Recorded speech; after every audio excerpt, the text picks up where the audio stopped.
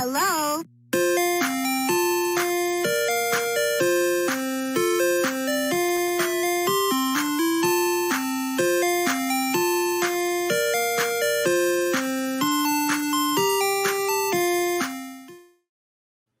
Well, greetings and a most heartfelt salutations to everyone out there joining us here on the New York Nerd Show for a special I Stream, You Stream, where I, Lord Cash, am going to be giving you the breakdown of what just recently happened in episode 4 of Loki, the Nexus Event. This is a streaming show that takes place over on Disney Plus. We do cover other shows besides Disney Plus, HBO Max, Netflix, Hulu, Amazon Prime, all those other streaming services. We cover them. But right now, we're diving into the world that is the Marvel Cinematic Universe over on Disney Plus. We have recently covered WandaVision as well as The Falcon and the Winter Soldier. And now we're kind of completing the Disney trifecta right now for Disney Plus, and that is the new Loki series. And it is getting good. Normally, I would be joined by all that Pat and Bitterritz, but however, they are heading off on a journey of their own, taking some vacation time, heading out for the holiday weekend here coming up on the 4th of July. So I am here holding down the fort and giving you the what's what. Like I said, we want to make sure that if you've been following along and watching what's been happening on Loki, kind of giving you the breakdown of at least what I thought of it and what I liked about it, as well as kind of giving you some of those Easter eggs, kind of going to school, as all that Pat likes to mention, that I usually take them to school and learn them something along the way. So it's going to be really cool. I do want to go ahead and give off my little spoiler warning because, again, this is a full spoiler review. I have watched the episode.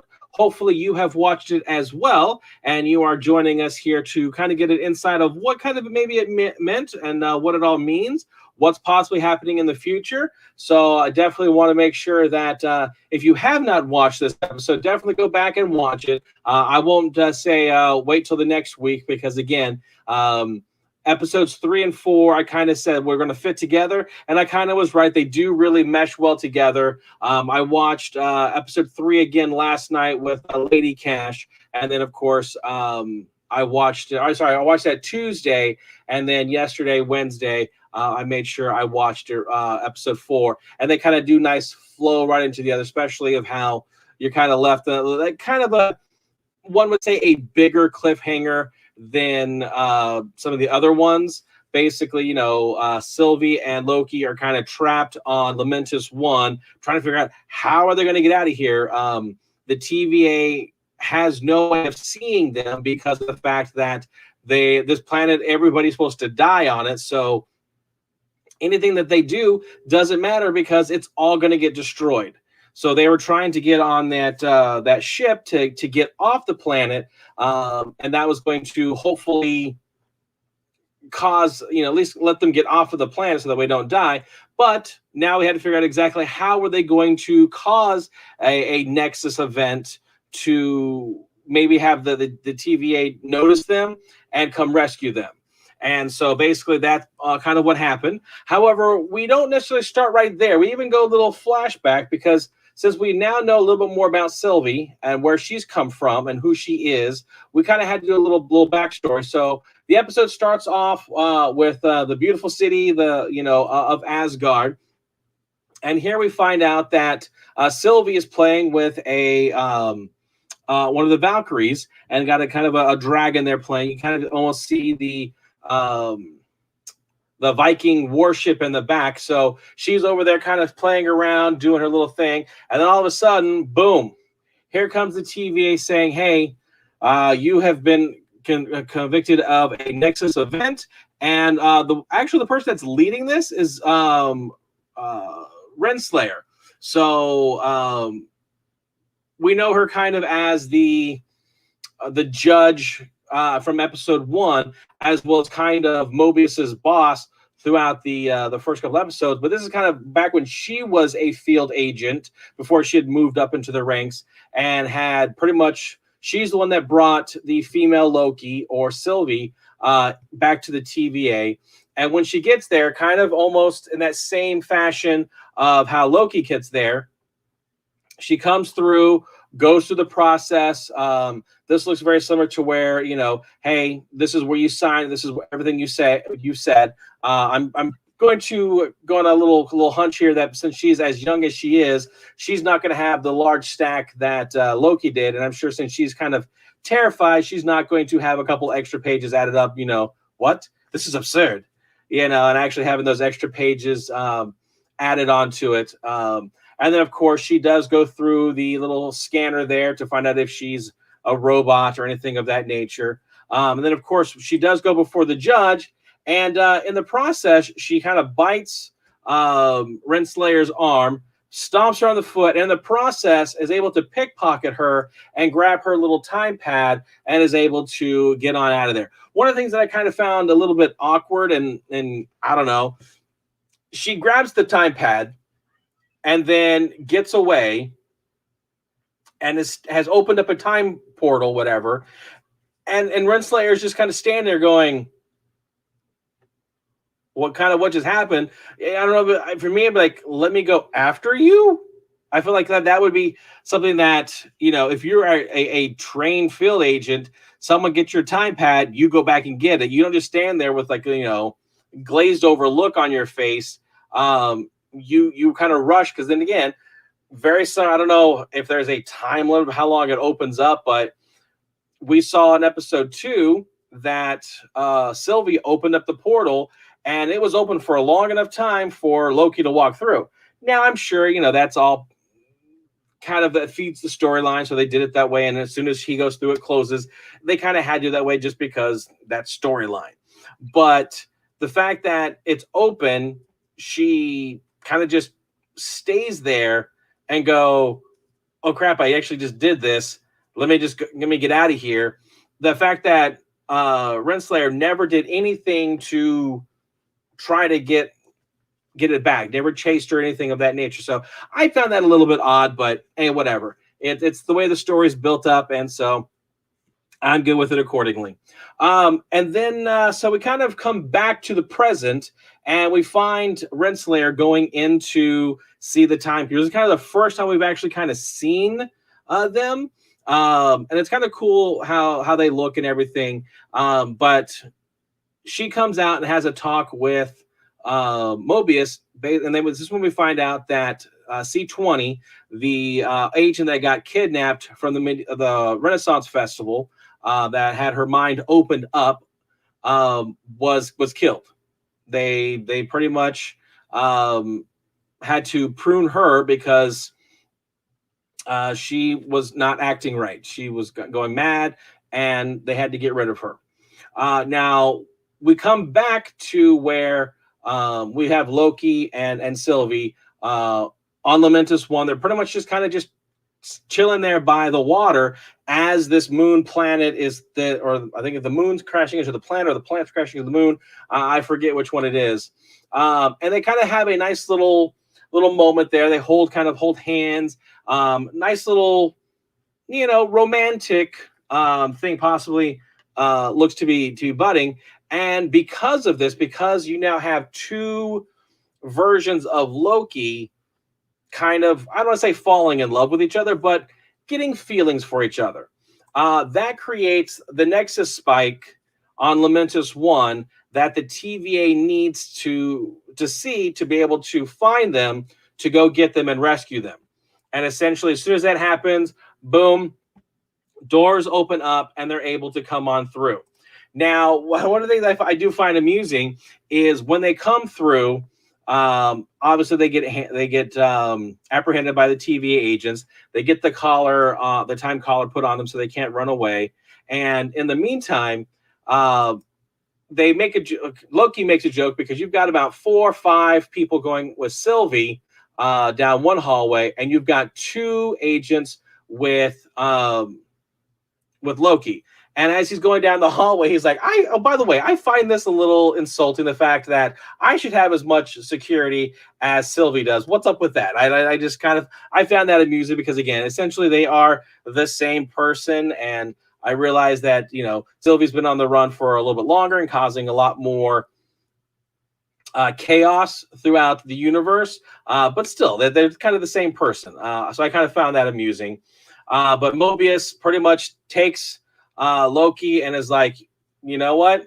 We're done with you. We don't need you anymore. And proceeds to open up a different color door. This one's red.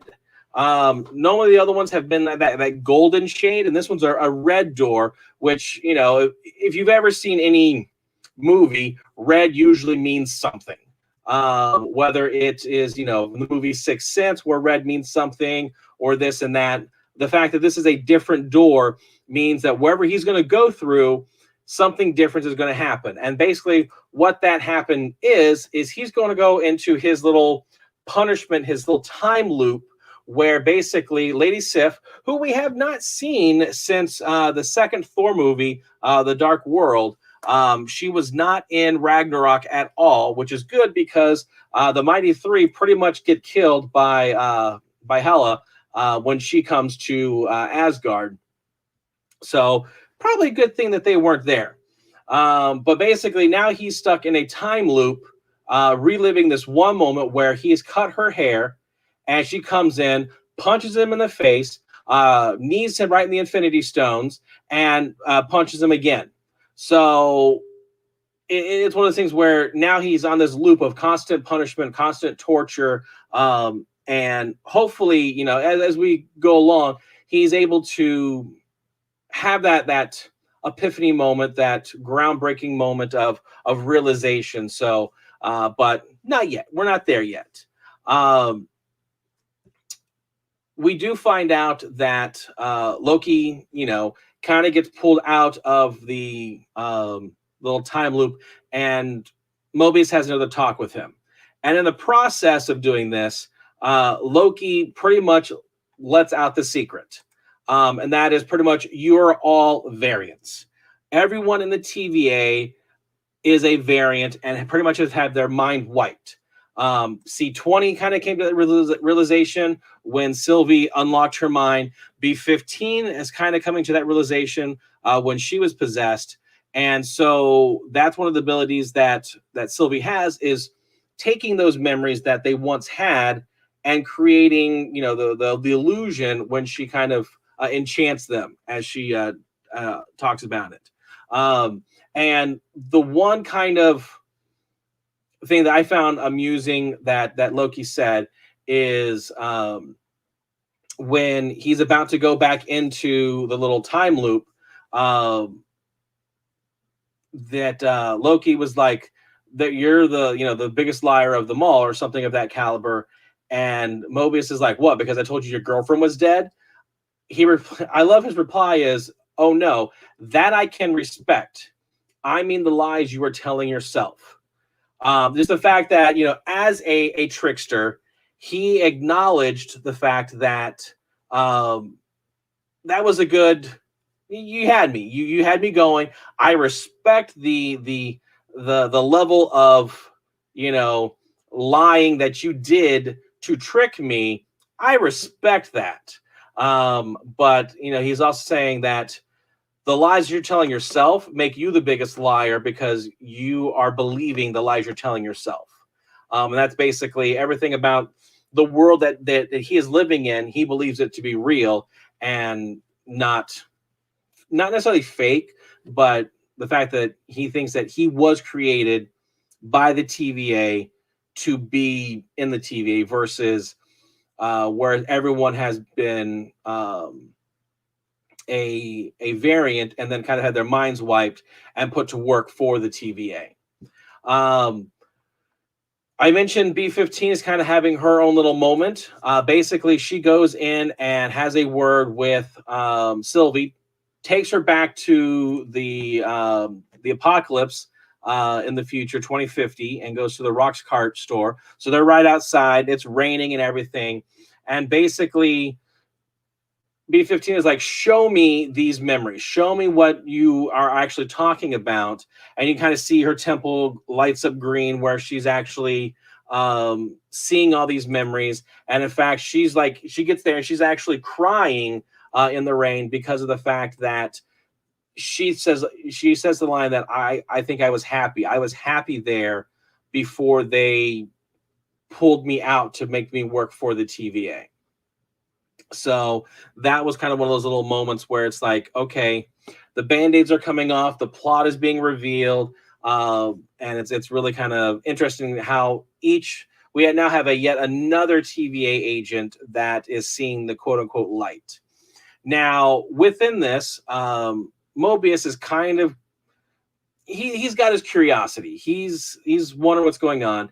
He tries to go to Renslayer and try to get a interrogation of Sylvie to kind of find out what's going on between the two of them. But Renslayer won't let him, basically saying that she's protecting him. She's dangerous. She's, when she enchanted C20, it broke her and caused her to go crazy, and that she's protecting Mobius from that happening to him. But of course, he has his doubts as to what's going on. So while she is putting up Sylvie's sword onto her little trophy mantle, he takes out his time pad and switches out with hers and sneaks away. And so while those cabinets where the files where everything they have, Mobius takes out her little time pad, opens it up, sees that there's the whole file of from C20, and if you notice at the very top it says status is deceased. Now, what I find amusing is it says, like, I think it's the mission info. You've got the 3/15/2050, so that's when she was in the future. But the one before that was of November 8th of 1517. What happened to the 1985 mission where she gets captured? Because that realistically should be the one that's right in between. It should go from the 1517 or 1537. It's hard to read on my end here. Then it should have at least the 1985 Renaissance Festival, and then the November 15th, because unless they use someone else, unless she used someone else's time pad to get there, you think that it would be there. So I find that that's interesting that has been omitted from this. But of course, they go through and listen to her interrogation file. And in the process, Mobius is able to zoom in, which I love the fact that they can zoom in on television. And I can actually see that Renslayer was the one conducting the interview. And thus, C20 said that she was a variant, that she remembers everything, and she wants to go back to that life. So Renslayer knows this. She's kind of involved with it and is aware of what's going on. So he takes this, gets Loki from the little time loop, and when they come out, boom, welcoming party. Here we go. You've got Renslayer with 4 other agents. And of course, Mobius is like, oh yeah, I had it and I accidentally forgot about it, and here you go. Let me give it back to you. And in the process, he kind of goes, kind of following up a question that Renslayer asked when they were in the office of, if you can go anywhere, anytime, where would you go? And basically he kind of reverts back to that, saying, I would like to go back to my previous life before I was a TVA agent, where I probably had a jet ski. And then, of course, because that does not set well with Renslayer and the fact that he now his eyes are open, she said, prune him, which means Mobius is no longer around. He gets pruned. Now, what I do find amusing is the fact that Loki, we've seen him go from this hardened person, this murderous villain, essentially just only a couple days ago, where he was trying to take over New York City. The events of Avengers probably only took place within the last week. So now he is working for the TVA. He has seen his life on the little hollow projector, seeing himself, where his mother gets killed, him teaming up with Thor and Valkyrie. He's seen his home world of Asgard being blown up by a suitor. And then, of course, getting killed by Thanos. All those events. And then, of course, coming through this and having that one-on-one time with Sylvie, and really like doing that very, very fast character development. When he sees Mobius die, he truly is saddened. Like, he's got tears in his eyes when this happens. So I do feel that this Loki, as Loki as he is, he has changed for the better and is not necessarily, he's definitely not the same person he was when the Avengers ended. So I think that's great. And there hasn't just been like, oh, it's a flip of the switch. There has been that character development, those life altering moments that have progressed his evolution that much faster. Again, you see your life dying, when you die, that is going to change a person, going, okay, because of the type of person I am, if I don't change, that's how I'm going to die. And the fact that he's seen that, and now he's seeing someone who just a moment earlier said, Mobius was like, can I trust a Loki?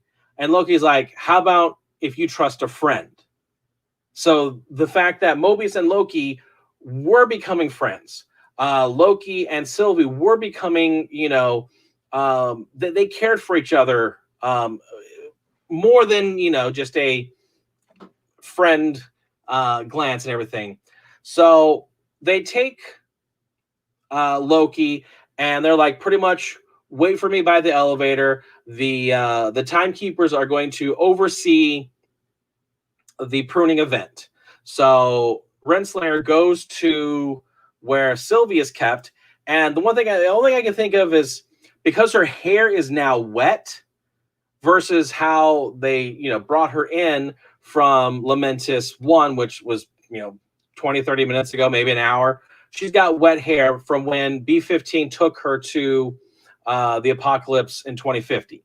So now they've put out a APB for B-15, basically saying that she's gone rogue, and they bring both of them to the elevator to go up. And again, proving that not only has Loki changed, but Sylvie has changed as well, because right here, she's looking at Loki, and right before this, she's asking, are you okay? And Loki kind of just does the head nod, as like, basically as good as it's going to get. We're about to go upstairs to the time lizards and get pruned. But basically, yeah, I'm okay. So they get in the elevator. The TV agents stay behind. Now, this is one of those questions that I'm sure everybody has been asking. And that is basically, Sylvie asked, do you remember me? What was my Nexus event? What was the reason that caused you to come into my life, into my world, and just pretty much take me out of reality? What did I do that was so wrong? And the answer, I don't know if they just don't have one or if they're going to explore it further. I hope they do, because I would like to know exactly what was the reasoning for this. Just because my brain, it's one of the things that happens with alternate realities and time travel. Your brain has to like wrap around this concept of what happened and why. But basically, Renslayer just gives her the I don't remember. I feel like that's a kind of a cop-out response for Renslayer, but it's not the, if we're going to call at this point in time Renslayer as the villain, the bad guy, it's not the first time someone's uttered the I don't remember, or as Thanos said, I don't even know who you are, to Scarlet Witch. So we're going to see how this kind of unfolds, how it plays out. But the fact that it was just a pretty much, I don't remember. We'll see if that actually, if they explore that definition a little bit longer anymore. But anyways, so they go get out of the elevator, and this is the first true good look that we have seen of the timekeepers. There's three of them. We've seen their statues all over the place, mosaics in the hallways. They're behind Renslayer in her office. There's the statues by the elevator. So kind of cool to actually, we actually do get to see them. But they kind of argue their point of basically, why are we here? What's going to happen to us? Sylvie kind of keeps trying to advance towards the timekeepers, but Renslayer keeps utilizing her little time rewinder and brings her back. But all of a sudden, it's not working as well as she wants it to be. And that is because B-15 comes in and disengages the little time device. So their collars actually fall off, and now they can move freely. No one can rewind them, nothing of that caliber. And then also, she's got Sylvie's sword and pretty much proceeds to throw it across the air, and Sylvie is able to catch it, and now it's time to battle. I almost can hear, the Mortal Kombat and fight to happen. Basically, they're there. They go back to back. You've got TVA agents circling them. Renslayer basically yells to protect the timekeeper because we want to keep them. However, two Lokis. They pretty much they know how to fight. They're pretty good. And in the process, end up killing or knocking out all of the TVA agents. And then Sylvie takes her sword, throws it right up, and decapitates the center timekeeper. This was kind of shocking to see that one of them actually got killed and beheaded. But unfortunately, as it's happening, you notice that something is just quite not right. And that is because as the head gets picked up, we do see that there is sparks coming off of it. This is basically a mechanical head. They are robots. So that was kind of cool to see that play out and everything, that they're going with this angle, because we've kind of thought that someone was necessarily pulling the strings behind the TVA, whether it was pulling the strings on the timekeepers, or if they actually existed. This is where those Kang the Conqueror theories are really, really starting to ramp up. I know with WandaVision, the Mephisto comments were all the rage, and in this one, it's Kang the Conqueror, because again, you're dealing with time travel. You already have Renslayer, who has direct connections to Kang the Conqueror. It's kind of like right there on the nose. We do know that he's supposed to be making an appearance in Ant-Man and the Wasp: Quantumania. So it's just whether or not they're sowing the seeds now for when we do get them in the movie. A couple years from let's take a little peek. According to the list, Ant-Man and Quantumania is February of 2023. So we still got about a year and a half before we get that. But again, it's never too early to start sowing those seeds, because you just never know what's going to play into it and where we're going to get some stuff. So unfortunately, I guess, or fortunately for both Sylvie and Loki, they've at least kind of come to an end because of the fact that this was what they were trying to do. They were trying to defeat the timekeepers, but they're robots. So Loki starts kind of, in essence, kind of almost professing, what happened on Lamentus 1. The feelings that he had were actually real. But in the middle of kind of professing his, essentially, possibly his love for her, something starts to happen. And basically, Renslayer prunes Loki. Loki is done, is finito. The two, what we would consider the main characters for this show, Loki and Mobius. Like 2 out of the 3 main characters, Sylvie would probably be the third one. Done, killed. They're out of here. They've been pruned from this reality. So Sylvie is not happy. She pretty much is able to take the pruning device from Renslayer and say, "You're going to tell us everything. You're going to tell me everything." And that is essentially how episode 4 ends. Now we only have 2 more episodes left. We are 2/3 of the way done. And again, this is really, really, really ramping up to be really, really nice. I am really, really excited to see exactly how this is going to play out in the long run. So my question to you is, what did you think of episode 4?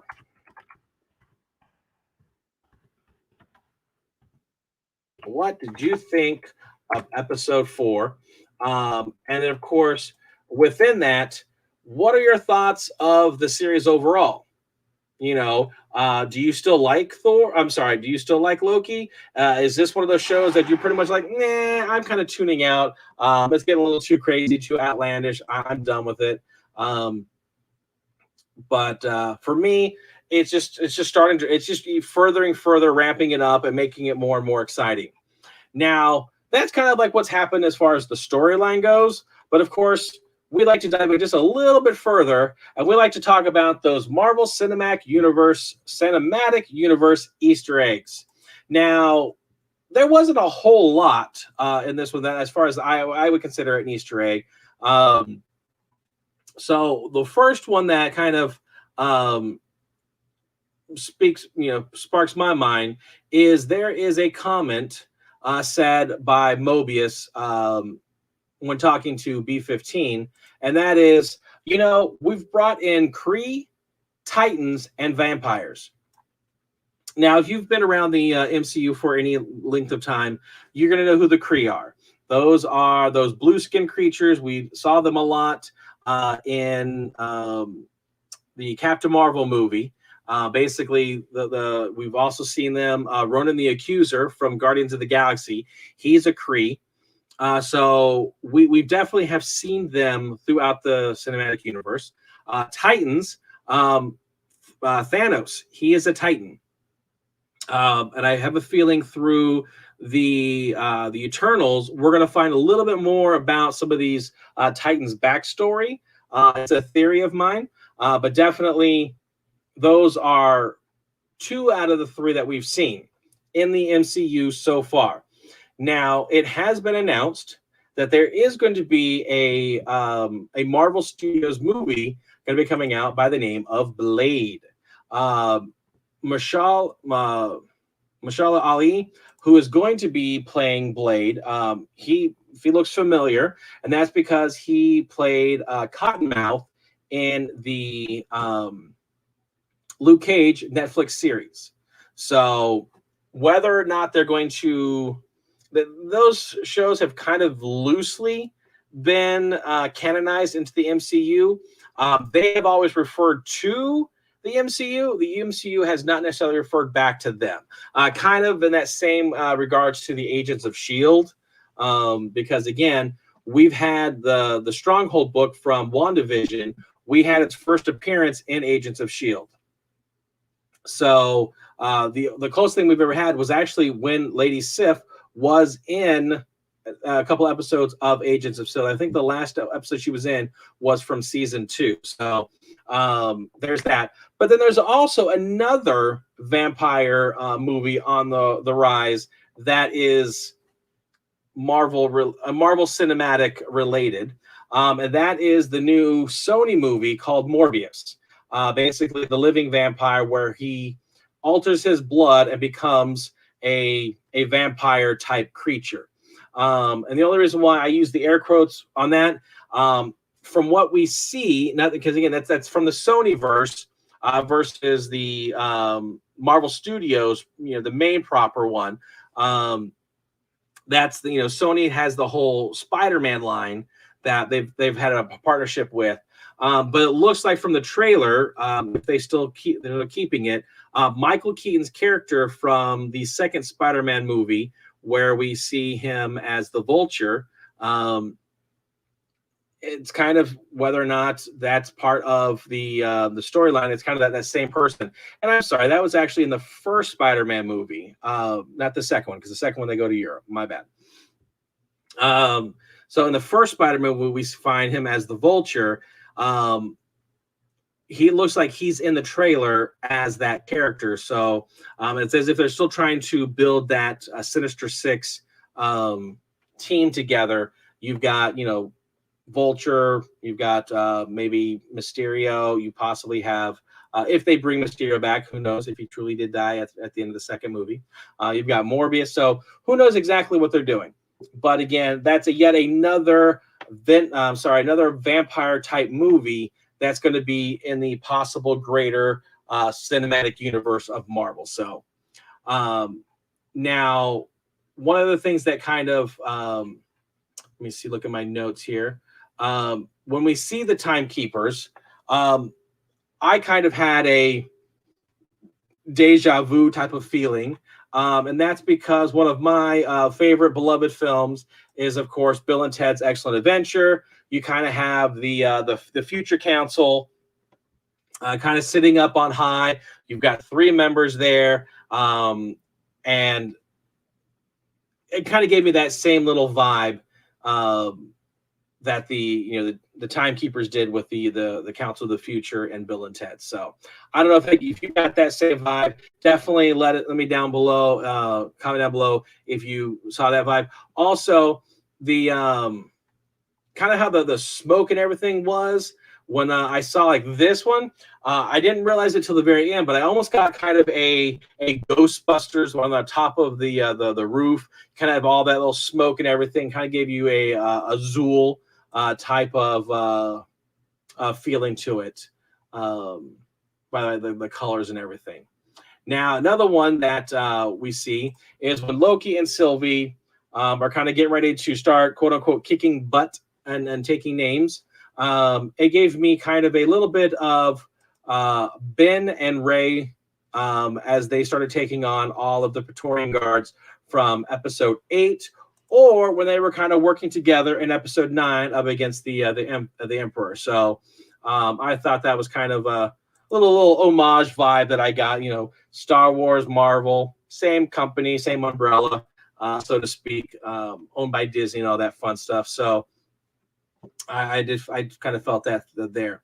Now, again, every now and then you'll have a callback to one of, especially now this is a TV series on Disney Plus. I felt that there was a callback to one of those, and that is when we saw the android head. The first thing that came to mind was, oh my gosh, it's the big three. What are the big three? Androids, aliens, or wizards. We have androids in this. So Sam Wilson is correct. It is always one of the big three. Always. And this proves it again. Androids. So I thought that was great and amusing. So pretty much that's all the Easter eggs that I found while inside the episode. Now, before you're going, well, wait, Lord Cash, wait, there was something else.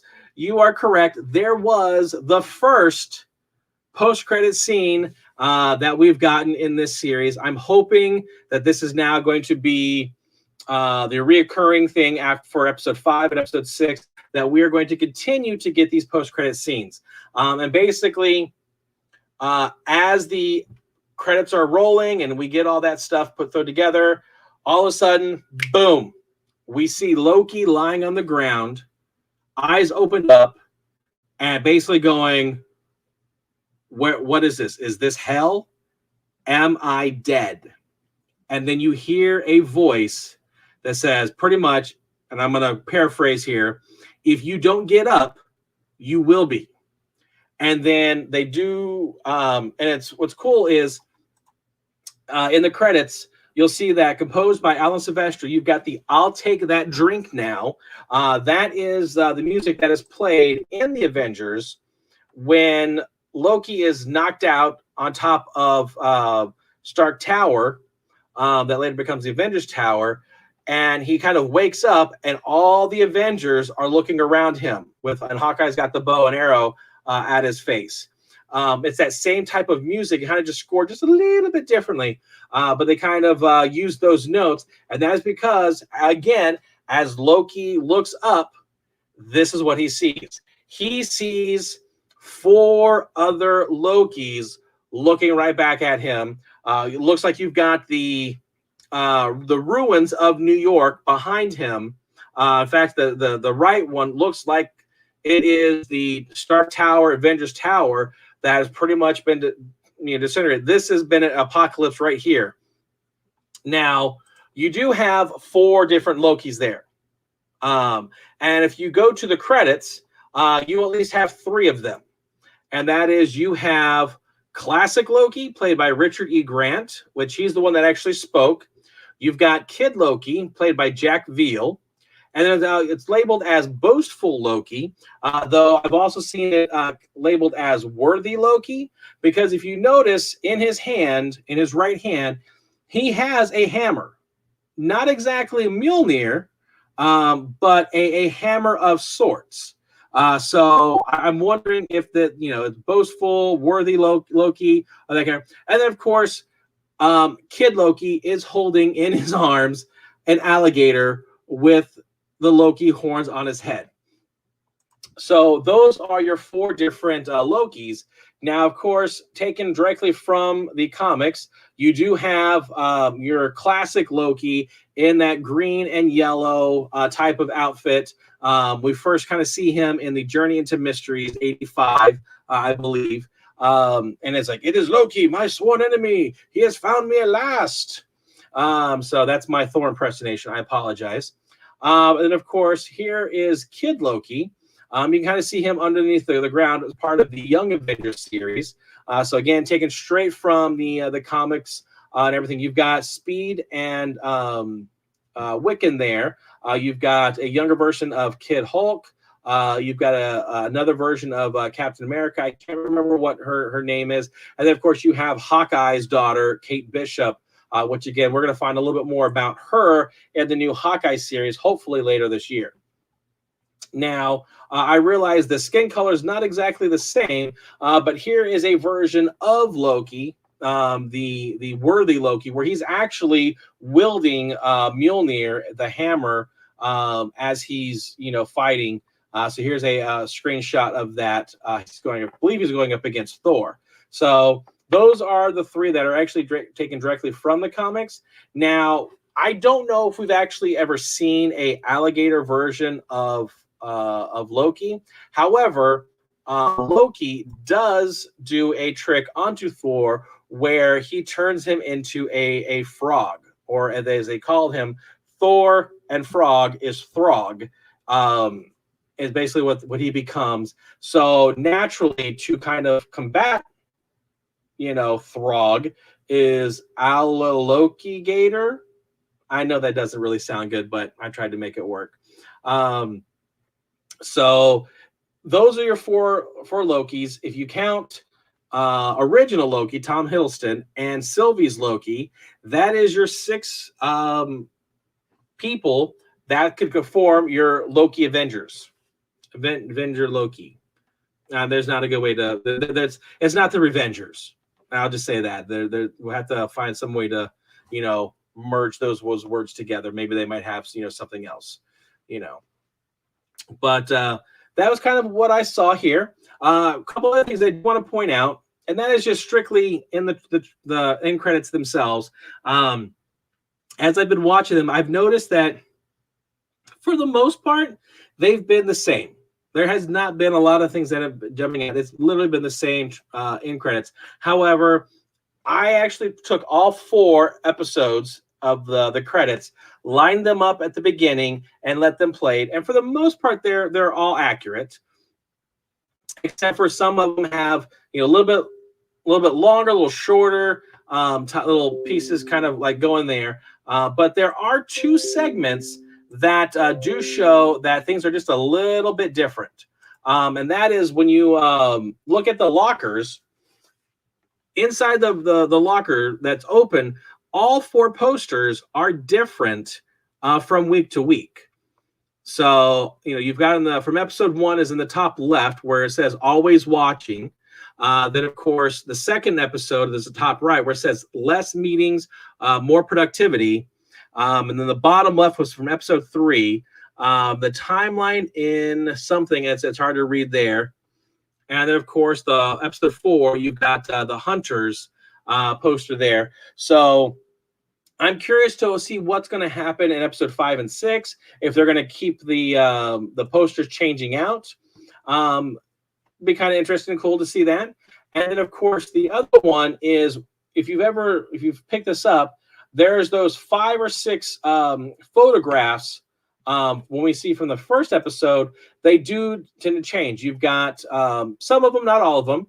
Like in the top left-hand corner, you see Loki from Avengers. But then in the second episode, that same photo has been changed out where he's wearing now the TVA agent. You've kind of got you still got the DB Cooper and everything there. But in the top right-hand corner from episode 1 to 2, you'll see that it's got a picture of Loki. Then you've got the female version of Loki. You've got Sylvie there. On episode 3 in the bottom left, you actually have pictures of Loki with Sylvie in those. So some of those are kind of changing. And then, of course, on episode 4, the bottom one, you've got where Loki and Sylvie are kind of holding hands a little bit. You even have a young version of Sylvie in the top right of episode 4. So again, these photographs are constantly changing from episode to episode. So it's going to be interesting to see what new episodes are going to be coming out of episodes 5 and 6. What things are we going to learn? I would imagine that we're going to see possibly some images from the other Lokis and how they exactly fit into the storyline. I'm wondering if we're going to get some of their backstory, kind of very similar to how we got a little bit of Sylvie's in the beginning of episode 4. If we're going to get those other ones where basically you're just going to see the TV agents come in and grab, kid Loki, get, classic Loki, old man Loki, the boastful Loki, and then the one that's going to be amusing if they come in and try to take alligator Loki. That's something I want to see.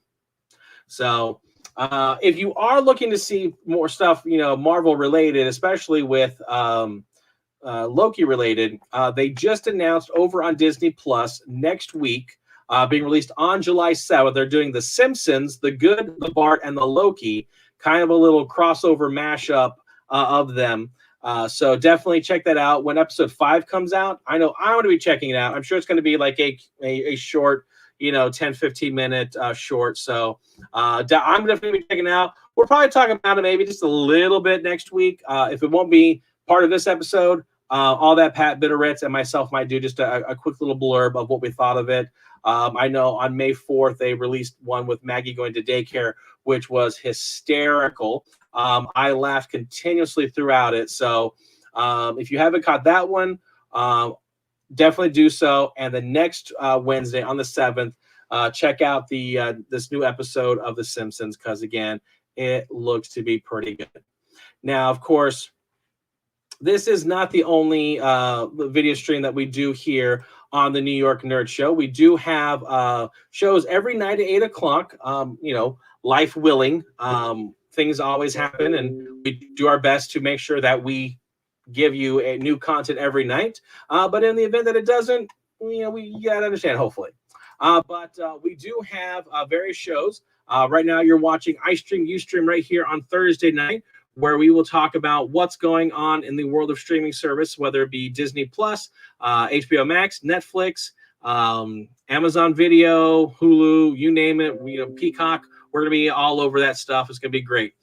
Tomorrow is Friday. I'm going to be doing an episode of Funko Royalty, where since it is coming up on the 4th of July, it's time for an America episode. So definitely tune in tomorrow. I'm going to be showing you some of my Funko Pops that directly relate to American history. Saturday is Mail Call Mail Time, where we unbox all those things that we get in the mail. That's going to be really cool and nice as we get stuff from Amazon, grandma, grandpa, whomever sends us something. we're going to be opening up those on air. I've got stuff from Loot Crate, whether it is their lootware or if it is their Harry Potter stuff, their Wizarding World of Harry Potter. We'll be opening those up. All that Pat and Bitterritz, they get stuff from Dino Drac, little fun packs they get each month. So definitely check us out on Saturday nights for that stuff. Sunday, instead of like getting stuff in the mail, we're actually going to go out into the wild and we're going to buy stuff inside the store, whether it be at a garage sale, an estate sale, GameStop, who knows? We're running over all video game stores. We're going to be checking those out and we'll show you what our score is on Sunday nights. Monday is we're going to be opening up packs of trading cards. We have a whole bunch of them. All sorts of stuff that we've got, whether it is, stuff from, let's say, Batman Returns. We've got, Batman Forever, some DC bombshells. We'll open up all these on air and kind of show you off what we've gotten. It's got stuff like that, or it could be even Garbage Pail Kids, wacky packy stuff. Definitely check us out there. Tuesday nights is Slam Nation Wrestling, where all that Pat and myself will be talking about what's going on in the world of wrestling, whether it be in WWE, AEW, TNA, all that other stuff. We will look into it. So definitely have to tune in to see which one we're talking about. Wednesday night is the Game Room, closing out the week, where all that Pat and myself, maybe even Bitterritz, we may have a guest star. We'll either be playing a video game, talking about a video game, reviewing it, but it will be video game related. So definitely tune in, check us out on that. And of course, we do our best to have everything go live at 8 o'clock each night. But again, if something does happen and change, we do ask that you like and subscribe to the New York Nerd Show, whether that is on YouTube, Facebook, or Twitch. That way you will get those alerts if we do have something that is a little bit special. We want to make sure that you are aware of it and you can watch us. And of course, if you aren't able to catch us live, all of our videos, you can find them over at YouTube at the New York Nerd Show channel over there. We are approaching the 200 video mark of stuff that we've been doing over the past, year or so. So definitely check us out over there. And of course, if you like what you see, help us out. Spread the word of the nerd. Tell your family and friends what you're seeing here. Hopefully, we've got something that you like, whether it is wrestling, trading cards, Funko Pops, streaming shows. If you want us to cover something within that realm, definitely drop us a comment in one of the videos below. We'll get those. And of course, today is the 1st of July. So as part of the Crazy Card Collecting Show, all that Pat and Bitterritz, they're going to select a name of someone who is a subscriber, someone who's commented on the videos, and they are going to get a curated little prize pack of trading cards from the Crazy Card Collecting stuff that we've opened here. So definitely do that. If you haven't done already, register now so you can get ready for drawing here in August. So, but again, I am Lord Cash. I have thoroughly enjoyed talking about today's episode number 4 of Loki, the Nexus Event. I hope you've enjoyed it. But until then, I always like to say, if you can stream it, you should go watch it. So until next time, bye-bye. Hello?